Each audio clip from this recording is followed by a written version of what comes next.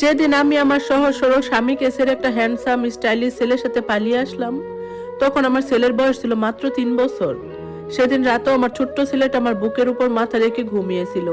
ওর কপালে একটা চুমু খেয়ে আমি ধীরে ধীরে উঠে দাঁড়াই। আলমারি খুলে স্বামীর দেওয়া গহনাগুলো আর তার কষ্ট করে জমানো কিছু টাকা ব্যাগে ভরি। তারপর নিঃশব্দে দরজা খুলে বেরিয়ে যায় নতুন জীবনের স্বপ্নে। আমি ভাবছিলাম এবার বুঝি সত্যিকারের সুখ আমার দরজায় কড়া নাড়বে। আমার স্বামীর নাম ছিল আকাশ। খুব সাধারণ একটা মানুষ, সরকারি চাকরি করত, দেখতে একদম সাধারণ, কথাবার্তাও কম, কিন্তু মানুষটা আমাকে ভীষণ ভালোবাসতো। আমার ছোট ছোট শখ পূরণ করার জন্য নিজের প্রয়োজন পর্যন্ত ভুলে যেত। অথচ আমি সবসময় মনে করতাম সে আমার যোগ্য না, কারণ তখন আমার জীবনে এসেছিল সায়েম। ফেসবুকে পরিচয়, তারপর ধীরে ধীরে কথা। সায়েমের স্টাইল, দামি বাইক, স্মার্ট কথা বলা সবকিছু আমাকে যেন অন্য এক জগতে নিয়ে গিয়েছিল। সে আমাকে বলতো, তুমি এত সুন্দর একটা মেয়ে, তোমাকে এই মধ্যবিত্ত জীবনে মানায় না। আমি ধীরে ধীরে নিজের সংসারকে ছোট মনে করতে শুরু করি। আকাশের ভালোবাসা তখন আমার কাছে বিরক্তিকর লাগতো।